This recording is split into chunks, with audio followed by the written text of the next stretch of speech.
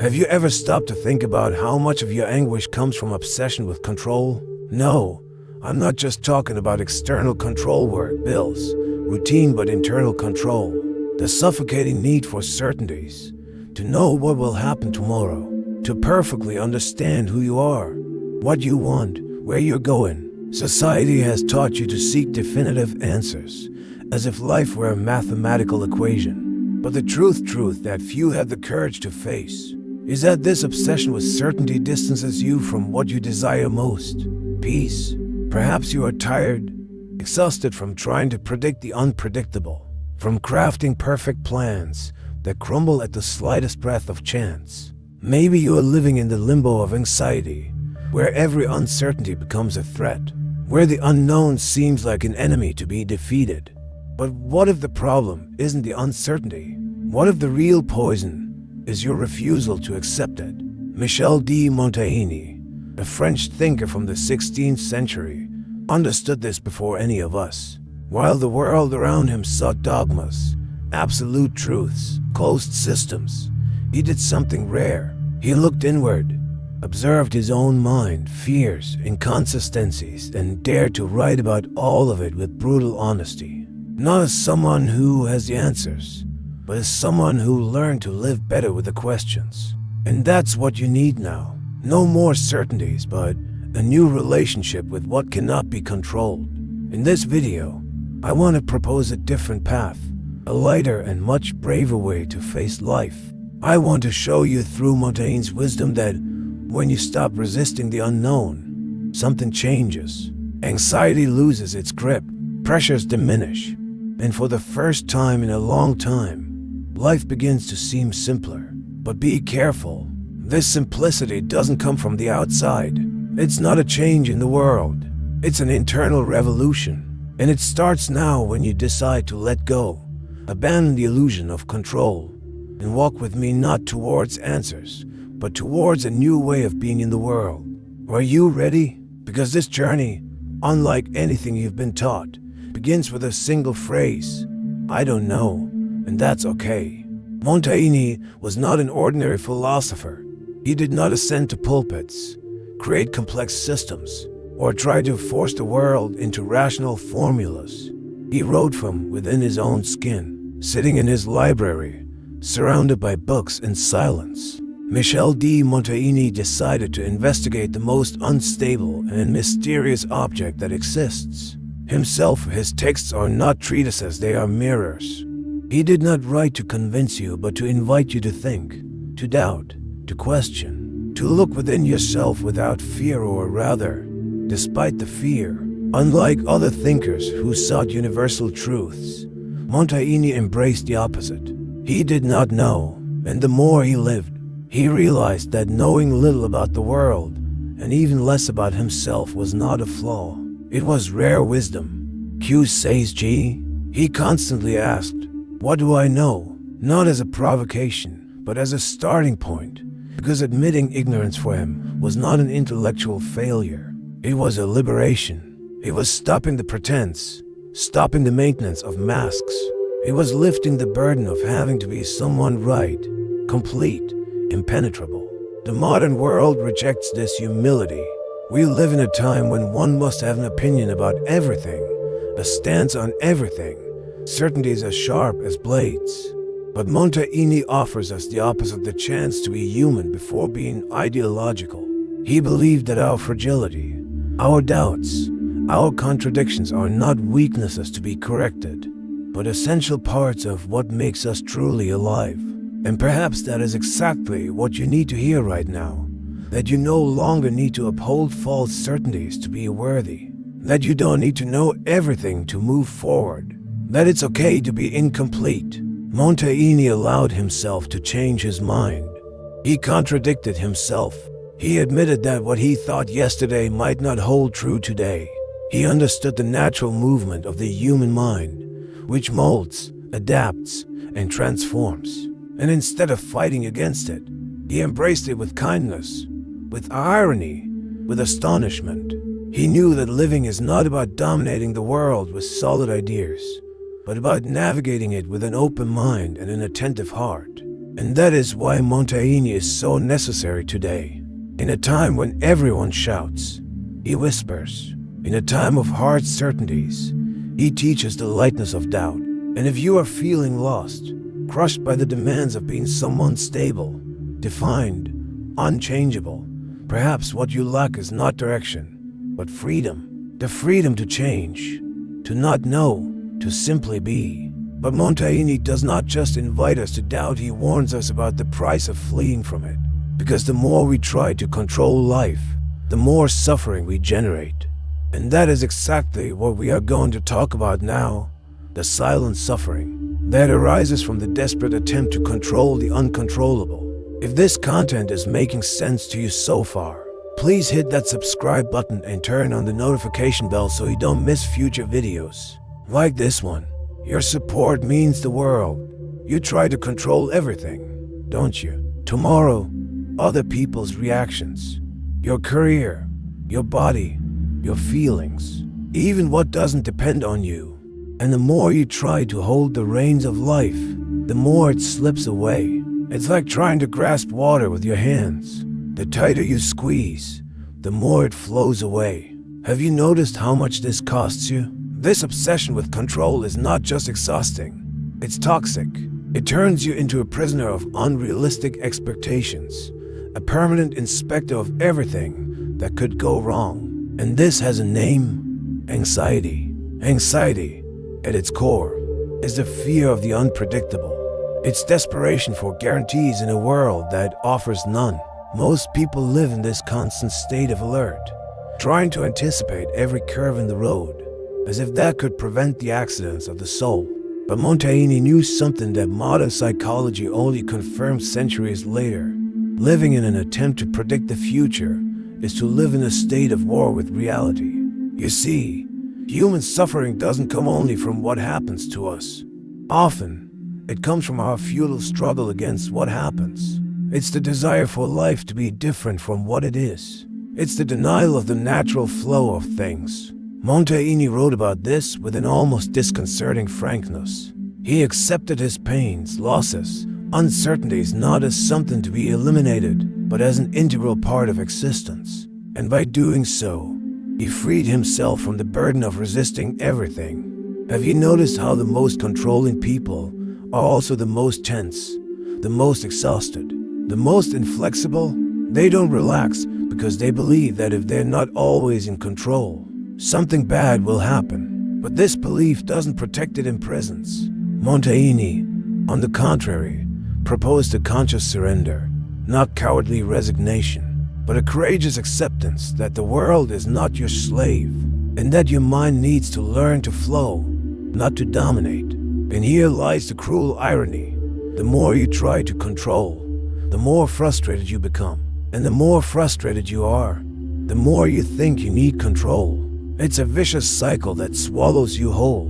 And what do you gain in the end? A tense body, an exhausted mind, and a soul without peace. Montaigne shows us another way. Living well is not about controlling everything. It's about knowing how to coexist with what cannot be controlled. But how do you do that in practice? How do you learn to live with the unpredictable without losing yourself in it? The answer lies in Montaigne's own attitude toward life, the constant practice of self-reflection, not as a way to analyze oneself coldly, but as a ritual of deep inner listening.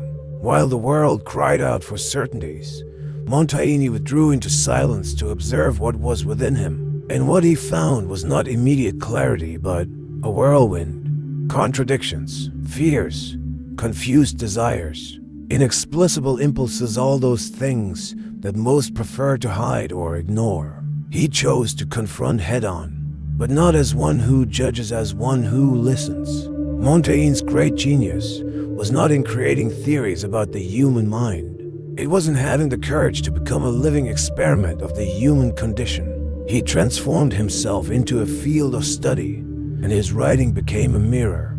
In his essays, he does not write as one who teaches, but as one who shares a process. He thinks out loud and invites the reader to do the same.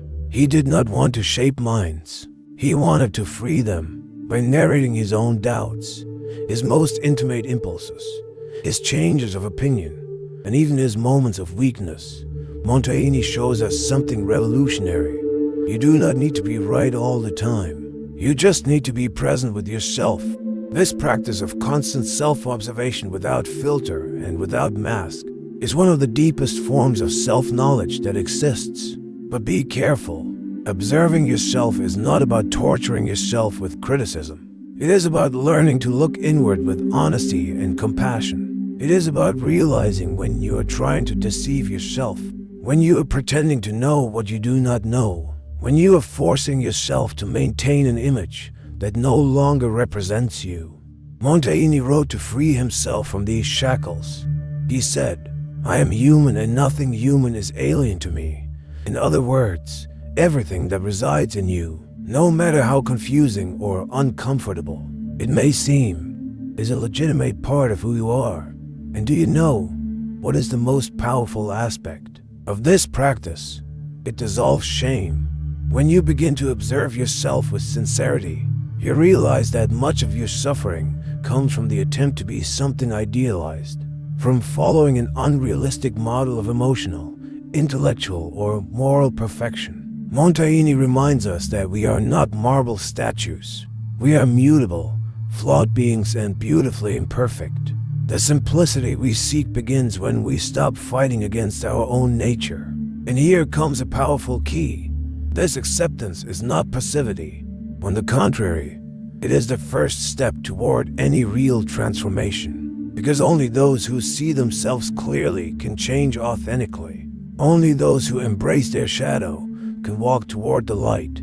But there's another essential layer to this journey. Because even if you start to observe yourself, you still need to deal with something inevitable, change. Nothing in you, in others, or in the world remains fixed. And as long as we do not understand this truth and do not learn to live with it, we will continue to suffer. This is what we will talk about now. If you're enjoying this video so far, please take a moment to hit that like button. It really helps the algorithm. Show this content to more people who might benefit from it. Most people live as if life should be a straight line, as if one day, by acquiring certain knowledge, stability, or success, everything would finally fall into place. As if there were a destination where everything would stop changing, where feelings would stabilize, where doubts would disappear, and things would make sense. But this fantasy sold by religions, schools, gurus, and even corporate culture is precisely what distances us from reality and from peace. Montaigne saw this with rare clarity. He knew that everything in life pulses and flows. Our thoughts change, our bodies age, people come and go, our desires transform, our certainties dissolve. Nothing is fixed, nothing is guaranteed, nothing is definitive, and trying to live as if it were, as if life should be predictable, unchanging, controllable, is to prepare the ground for frustration, suffering, and emotional collapse. Change is not an accident, it is the essence of existence. And the more we resist it, the more rigid, bitter, and disconnected from the present we become. Montaigne accepted his changes as part of his humanity. He knew that being inconsistent at times was a sign of growth, that changing one's mind was a sign of courage, that letting go of an old thought, even for another equally uncertain one, was a step toward clarity. Constancy is a virtue of mechanical minds, he provocatively stated. For him, living well was not about clinging to a fixed identity, but about dancing with impermanence. Have you noticed how most of your fears are linked to the possibility of change? Fear of losing someone, fear of losing a job, fear of things changing. But what if, instead of resisting, you began to embrace these transformations as part of the natural process of life, as Montaigne did? What if you stopped viewing each transition as a failure and started seeing it as evolution? Accepting change is not about conforming. It is about stopping the fight against the flow of reality. It is learning to ride the wave instead of trying to dam the sea. The lightness that so many seek does not come from forced stability, but from inner flexibility, from the ability to let go, to adapt, to be reborn. Montaigne understood this before his time, and perhaps you are beginning to understand it now. But recognizing change as natural does not solve everything. It is necessary to know how to deal with this instability from within, how to sustain one's existence amid doubt, chaos, and the unknown without going mad. This is where philosophy meets practice and where Montaigne offers us a path, the construction of mental habits, of internal rituals that help us live better with uncertainty. Philosophy is of no use if it doesn't touch real life. Montaigne knew this. His texts are not abstract musings. They are existential tools. He didn't write to impress intellectuals, but to understand how to deal with the fear of death, with sadness, with insecurity, with the aging body, with the faltering mind. And perhaps the greatest gift Montaigne left us was precisely this, the idea that thinking is an act of survival, that reflecting on one's own life is a way to learn to live it with more courage and less suffering. But how exactly does one live with uncertainty? It's not just a matter of accepting. It's a constant practice, a re-education of the mind. And this requires discipline. Not discipline in the rigid military sense, but in the sense of commitment to your own freedom. Because living well with uncertainty is a daily exercise. Here are some Montaignean principles that can truly change the way you deal with life. First, question your certainties. Every time you feel 100% sure about something, stop, observe, reflect. Absolute certainty is often a disguise for fear, a defense mechanism against the discomfort of not knowing. Montaigne did exactly that. He doubted even his own thoughts, not out of insecurity, but out of wisdom. He knew that the most dangerous thought is the one that does not admit to being revised. Second, practice self-questioning as a ritual, right? It doesn't matter if it's a diary, a letter that will never be sent, or a loose note. Putting your thoughts on paper is a powerful way to make visible what troubles you. Montaigne wrote hundreds of pages about himself, not out of vanity, but to understand himself, to organize internal chaos, to make his own mind habitable. Third, embrace impermanence as an organizing principle. Plan. Yes, but know how to let go of the plan when life changes, because it will change. Flexibility is true strength. Instead of relying on fragile certainties, learn to move with ease. Adapt, reconfigure, reinvent. Montaigne said that the wisest man is one who knows how to change with the things that change. Fourth, cultivate humor in the face of your own fragility. Yes, laugh at yourself. Montaigne didn't take himself too seriously, and that's why he was so profound. He laughed at his own inconsistencies, mocked his fears, and ironized his vanity. Humor is a way not to be crushed by your own demands. It's a way of saying, I am human, and that's okay. Finally, reserve moments of silence to be with yourself without distraction. No phone, no stimulation, just presence. Solitude was Montaigne's greatest ally, not for isolation but for clarity. It is in silence that you hear what you really think. It is in the pause that the mind reorganizes itself, and it is in that internal space that uncertainty ceases to be a threat and transforms into fertile ground for new possibilities. But all of this, as powerful as it is, only makes sense when you see the real value behind all this practice: freedom. The freedom to be who you are without needing to have all the answers. The freedom to live lightly even when nothing is certain. The freedom to belong to yourself. And it is precisely with this theme, the inner freedom that arises from the acceptance of doubt, that we will conclude this journey. Because Montaigne didn't just want you to survive chaos. He wanted you to dance with it. In the end, everything you tried so hard to control was, from the very beginning, uncontrollable. Life was not made to fit into your emotional spreadsheets, nor to obey your idealized calendar. People will disappoint you, plans will fail, feelings will change, and none of this is a mistake. It is simply the nature of things. Montaigne understood this with an almost uncomfortable clarity. He saw that suffering does not come from change itself but from the resistance to it, from the refusal to accept that life is flow, not form. When you embrace uncertainty, something changes not in the world outside, but within you. Rigidity begins to give way. Anxiety loses its meaning. You stop fighting against what is and start flowing with what presents itself. This is not resignation. It is wisdom. It is emotional maturity.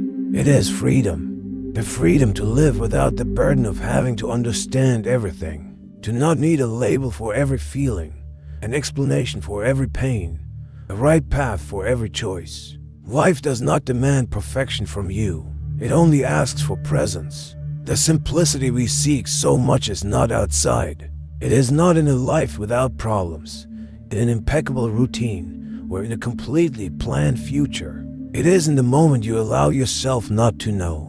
In the moment you say with honesty and courage, I don't have all the answers. And that's okay, because it is in that space of humility that true peace is born. The peace that does not depend on circumstances. The peace that comes from within. Montaigne taught us that by accepting our ignorance, we become more human and more free. And if you've made it this far, if this message resonated within you, it's because there's a part of you ready to let go of the weight of control, ready to breathe more lightly, ready to live with more authenticity. So tell me, what in you still resists the unknown? What do you feel when you look to the future and see no clear answers? Comment below. Share how this reflection touched you. I read every comment attentively, and rest assured, someone will recognize themselves in your experience. This exchange is powerful, and if this journey has made sense to you, I invite you to continue. Don't forget to subscribe to the channel and hit that notification bell so you won't miss the next video, which will delve even deeper into this conversation we started here. And if you enjoyed this, please give it a thumbs up. It really helps the channel grow. Above all, don't stop now. You've already taken the first step. Keep going because this path is yours.